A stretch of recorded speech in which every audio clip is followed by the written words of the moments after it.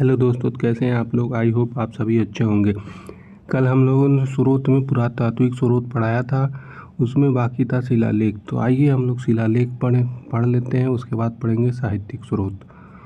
शिलालेख देखिए क्या होता है। शिलालेख गुफाओं के पत्थरों, स्तंभों या दीवारों पर उकेरे जाते थे। वहीं अभिलेख प्रस्तर धातु या किसी अन्य कठोर अस्थायी पदार्थ पर लिखे जाते थे। शिलालेख गुफाओं के पत्थरों, स्तंभों या दीवारों पर उकेरे जाते थे। वहीं अभिलेख प्रस्तर धातु या किसी अन्य कठोर अस्थायी पदार्थ पर लिखे जाते थे। दूसरा, शिलालेख मुहरों, पत्थरों के खंभों, चट्टानों, तांबे की प्लेटों, दीवारों और ईंटों पर खुदे हुए होते थे। शिलालेख मुहर पत्थर के स्तंभों, चट्टानों, तांबे की प्लेटों, दीवारों और ईंटों पर खुदे हुए थे। सबसे पुराने शिलालेख लगभग 2500 ईसा पूर्व के हड़प्पा की मुहरों पर पाए जाते हैं, लेकिन उन्हें अब तक पढ़ा नहीं जा सका है। सबसे पुराने शिलालेख लगभग 2500 ईसा पूर्व की हड़प्पा की मुहरों पर पाए जाते हैं, लेकिन उन्हें अब तक पढ़ा नहीं जा सका है। अब तक पढ़ा गया सबसे पुराना शिलालेख अशोक का है। अब तक पढ़ा गया सबसे पुराना अभिलेख जो पढ़ा गया अभी तक, वो शिलालेख अशोक का है। अशोक के शिलालेखों को पहली बार 1837 में ईस्ट इंडिया कंपनी के एक सिविल सेवक जेम्स प्रिंसेप ने पढ़ा था। अशोक के शिलालेख को पहली बार 1837 में ईस्ट इंडिया कंपनी के एक सिविल सेवक जेम्स प्रिंसेप ने पढ़ा था। दूसरा, दो अशोक स्तंभ फिरोज शाह तुगलक द्वारा पाए गए थे और उनके द्वारा फिरोज शाह कोटला किले और दिल्ली में फिर से स्थापित किए गए थे। अशोक स्तंभ फिरोज शाह तुगलक द्वारा पाए गए थे और उनके द्वारा फिरोज शाह कोटला किले और दिल्ली में फिर से स्थापित किए गए थे। सब है, देखिए। अभिलेखों के अध्ययन को एपिग्राफी कहा जाता है। अभिलेखों के अध्ययन को एपिग्राफी कहा जाता है। शिलालेखों में प्रयुक्त लिपि के अध्ययन को पेलियोग्राफी कहा जाता है। ये पेलियोग्राफी और एपिग्राफी क्या होता है, इनके बीच अंतर।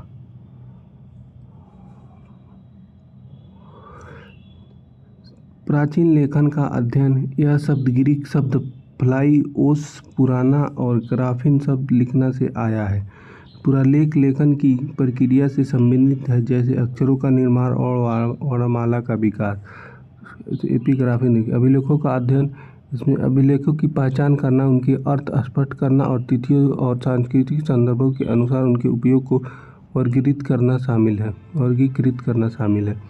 पुरालेखाशास्त्र का संबंध पुरालेख से है। शिलालेखों के कितने प्रकार हैं, प्रकार देख लेते हैं शिलालेख के। पहला होता है शाही आदेश। शिलालेखों के प्रकार में पहला शाही आदेश। कुछ शिलालेख सामाजिक, धार्मिक और प्रशासनिक मामलों के संबंध में शाही आदेशों और निर्णय की जानकारी देने जैसे अशोक के शिलालेख। दूसरा, धार्मिक संस्थानों या बौद्ध धर्म, जैन धर्म, वैष्णव धर्म आदि के अनुयायियों को दिए गए उपहारों के रिकॉर्ड। राजाओं की उपलब्धियाँ। शिलालेख राजाओं और विजेताओं की विशेषताओं और उपलब्धियों पर प्रकाश डालते हैं, जैसे समुद्रगुप्त का इलाहाबाद स्तंभ शिलालेख। उसके बाद है दान और राजस्व रिकॉर्ड। दान अभिलेख जो विशेष रूप से धार्मिक उद्देश्यों के लिए धन, पशु, भूमि आदि उपहारों का उल्लेख करते हैं। भूमि अनुदान को दर्ज करने वाले शिलालेख जो मुख्य रूप से प्रमुखों और राजकुमारों द्वारा बनाए गए थे। प्राचीन भारत में भूमि प्रणाली प्रशासन के अध्ययन के लिए बहुत महत्वपूर्ण है। शिलालेखों में प्रयुक्त भाषा। सबसे पहले शिलालेख 3री शताब्दी ईसा पूर्व में प्राकृतिक भाषा में लिखे गए थे। सबसे पहले शिलालेख 3री शताब्दी ईसा पूर्व में प्राकृत भाषा में लिखे गए थे। सबसे पहले शिलालेख प्राकृत भाषा में लिखे गए थे। दूसरी शताब्दी ईस्वी में संस्कृत को पुरालेख माध्यम के रूप में अपनाया गया था। दूसरी शताब्दी ईस्वी में संस्कृत को पुरालेख माध्यम के रूप में अपनाया गया था। 9वीं और 10वीं शताब्दी ईस्वी में शिलालेख क्षेत्रीय भाषाओं में लिखे जाने लगे। 9वीं और 10वीं शताब्दी ईस्वी में शिलालेख क्षेत्रीय भाषाओं में लिखे जाने लगे। अशोक के शिलालेख उत्कीर्ण किए गए थे। अशोक के शिलालेख उत्कीर्ण किए गए थे। ब्राह्मी लिपि बाएं से दाएं लिखी जाती थी। ब्राह्मी लिपि बाएं से दाएं लिखी जाती थी। कुछ शिलालेख खरोष्टी लिपि में लिखे गए थे जो दाएं से बाएं लिखी जाती थी। अफगानिस्तान में अशोक के शिलालेख लिखने में ग्रीक और आरामी लिपियों का प्रयोग किया गया था। अफगानिस्तान में अशोक के शिलालेख लिखने में ग्रीक और आरामी लिपियों का उपयोग किया गया था। नोट देख लेते हैं। उत्तर पश्चिमी भाग को छोड़कर पूरे देश में ब्राह्मी लिपि प्रचलित थी। उत्तर पश्चिमी भाग को छोड़कर पूरे देश में ब्राह्मी लिपि प्रचलित थी। गुप्त काल के अंत तक यह मुख्य लिपि बनी रही। एशिया माइनर तुर्की में पाए गए बोगस कोई शिलालेख में वैदिक देवताओं के मित्र, वरुण, इंद्र और नक्षत्र का उल्लेख है। एशिया माइनर तुर्की में पाए गए बोगस कोई शिलालेख में वैदिक देवताओं मित्र, वरुण, इंद्र और नक्षत्र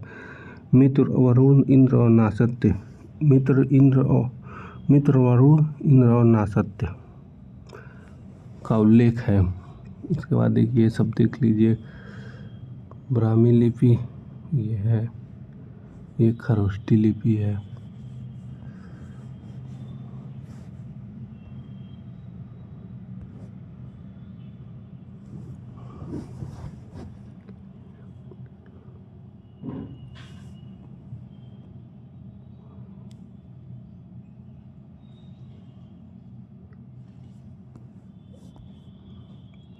महत्वपूर्ण प्राचीन शिलालेख, उनके स्थान और महत्व।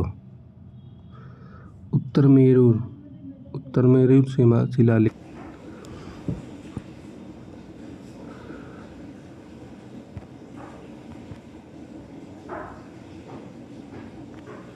उत्तर मेरूर शिलालेख कांचीपुरम तमिलनाडु में है। उत्तर मेरूर शिलालेख कांचीपुरम तमिलनाडु। चोल राजा परांतक प्रथम गांव में स्वशासन की पद्धतियाँ 7वीं सदी से।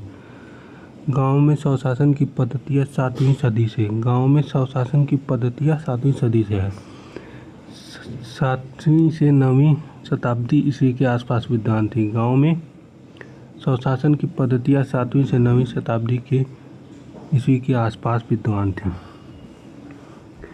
एरड़ शिलालेख बीना नदी के तट पर सागर जिला मध्य प्रदेश। बीना नदी के तट पर सागर मध्य प्रदेश। एरड़ गुप्त साम्राज्य के एराकीना प्रदेश की राजधानी थी।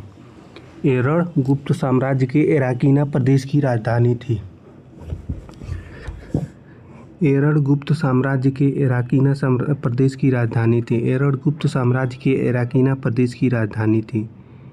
शिलालेख गुप्त काल में प्रचलित सती प्रथा की पुष्टि करता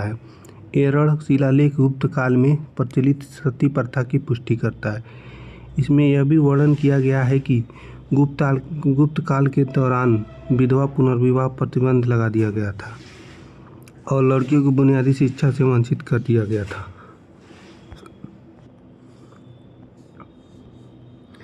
उत्तर मेरूर शिलालेख के बारे में एक बार गूगल पे सर्च करके देख लीजिएगा क्योंकि महत्वपूर्ण है और हाल ही में हमारे प्राइम मिनिस्टर यहाँ गए थे। देखिए उत्तर मेरूर का है ग्राम।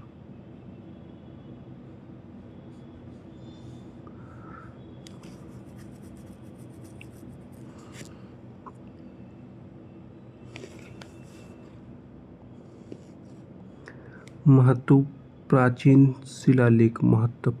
प्राचीन शिलालेख स्थान महत्व। बेसनगर विदिशा शिलालेख, विदिशा मध्य प्रदेश। इस स्तंभ शिलालेख का निर्माण यूनानी राजपूत डोरस द्वारा किया गया था। यह शुंग काल ईसा पूर्व दूसरी शताब्दी का है। यह प्राकृत भाषा और ब्राह्मी लिपि में लिखा गया है। यह स्तंभ शिलालेख भगवान वासुदेव को समर्पित करता है। यह स्तंभ शिलालेख भगवान वासुदेव को समर्पित करता है। यह स्तंभ शिलालेख भगवान वासुदेव को समर्पित है। जूनागढ़ शिलालेख रुद्रदामन। जूनागढ़ या रुद्रदामन शिलालेख या रुद्रदामन। जूनागढ़ जिला गुजरात का गिरनार शिलालेख। गुजरात का गिरनार जूनागढ़ शिलालेख या रुद्रदामन का गिरनार शिलालेख। जूनागढ़ शिलालेख या रुद्रदामन का गिरनार शिलालेख। जूनागढ़ जिला गुजरात। जूनागढ़ जिला गुजरात। यह पहला शुद्ध संस्कृत शिलालेख है। यह पहला शुद्ध संस्कृत शिलालेख है जिसे लगभग 150 ईस्वी के में शक वंश के राजा रुद्रदमन ने लिखा था। इसमें कहा गया है कि चंद्रगुप्त मौर्य के राज्यपाल पुष्यगुप्त ने सुदर्शन झील पर एक बांध बनवाया था। महरौली शिलालेख। महरौली कुतुब मस्जिद दिल्ली लौह स्तंभ प्रदेश। कुतुब मस्जिद दिल्ली लौह स्तंभ मध्य प्रदेश में उदयगिरी नामक एक पहाड़ी की चोटी पर बनाया गया था। लौह स्तंभ मध्य प्रदेश में उदयगिरी नामक एक पहाड़ी की चोटी पर बनाया गया था। कुतुब मस्जिद दिल्ली। इसे संभवतः चंद्रगुप्त विक्रमादित्य ने बनवाया था। इसमें चंद्रगुप्त द्वितीय की वंगा देशों और वाटकों पर विजय का उल्लेख है। शार्दूल विक्रीडित छंद में संस्कृत भाषा में रचित श्लोक। ऐहोल शिलालेख बागलकोट कर्नाटक। ऐहोल शिलालेख बागलकोट कर्नाटक। यह संस्कृत शिलालेख है। यह एक संस्कृत शिलालेख है। इसकी रचना जैन कवि रविकीर्ति ने की थी। शिलालेख बादामी चालुक्य वंश के शासक पुलकेशिन द्वितीय की प्रशस्ति है। देखिए ऐहोल इंस्क्रिप्शन। मेगुटी टेम्पल। लौह स्तंभ। इलाहाबाद स्तंभ शिलालेख। इलाहाबाद स्तंभ शिलालेख प्रयाग प्रशस्ति। इलाहाबाद स्तंभ शिलालेख इलाहाबाद उत्तर प्रदेश में स्थित है। यह समुद्रगुप्त द्वारा जारी किया गया था और हरिसेना द्वारा रचित था। यह समुद्रगुप्त द्वारा जारी किया गया था और हरिसेन द्वारा रचित था। चंपू काव्य शैली में संस्कृत में लिखा गया है। चंपू काव्य शैली में संस्कृत में लिखा गया है। चंपू काव्य शैली में संस्कृत में लिखा गया है। चंपू काव्य शैली में संस्कृत में लिखा गया। इसमें समुद्रगुप्त की उत्तर और दक्षिण दोनों विजयों का उल्लेख। इसमें समुद्रगुप्त की उत्तर और दक्षिण दोनों विजयों का उल्लेख। गुप्त साम्राज्य की सीमाएं और उसके राजनयिक संबंध। हाथी गुम्फा अभिलेख। हाथी गुम्फा अभिलेख उदयगिरी भुवनेश्वर के पास उड़ीसा। उदयगिरी भुवनेश्वर के पास उड़ीसा। उदयगिरी उड़ीसा ओडिशा। अब नया नाम ओडिशा हो गया है। उदयगिरी भुवनेश्वर के पास उड़ीसा। उदयगिरी भुवनेश्वर के पास उड़ीसा। इसे ईसा पूर्व दूसरी शताब्दी में कलिंग के शासक खारवेल ब्राह्मी लिपि में बनवाया था। इसे ईसा पूर्व दूसरी शताब्दी में कलिंग के शासक खारवेल ने ब्राह्मी लिपि में बनवाया था।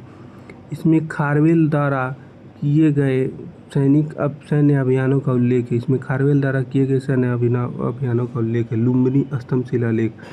यह नेपाल में अशोक बुद्ध की जन्मस्थली की यात्रा। अशोक की बुद्ध की जन्मस्थली की यात्रा। अशोक की बुद्ध की जन्मस्थली है। मंदसौर सोनदानी मंदसौर जिला मध्य प्रदेश। इसमें सूर्य मंदिर के निर्माण का जिक्र है। कुमारगुप्त के काल में वात्सभट्ट द्वारा लिखित यशोधर्मन 6वीं शताब्दी और कुमारगुप्त 5वीं शताब्दी के काल के बारे में विवरण। ये देखिए शिलालेख।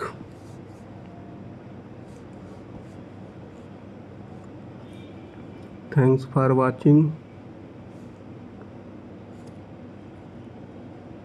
लाइक और सब्सक्राइब कर दीजिएगा प्लीज़। अगला वीडियो और अगला क्लास हम लोग पढ़ाएंगे साहित्यिक स्रोत क्या होता है, उसमें क्या क्या है। Thank you so much thanks for watching.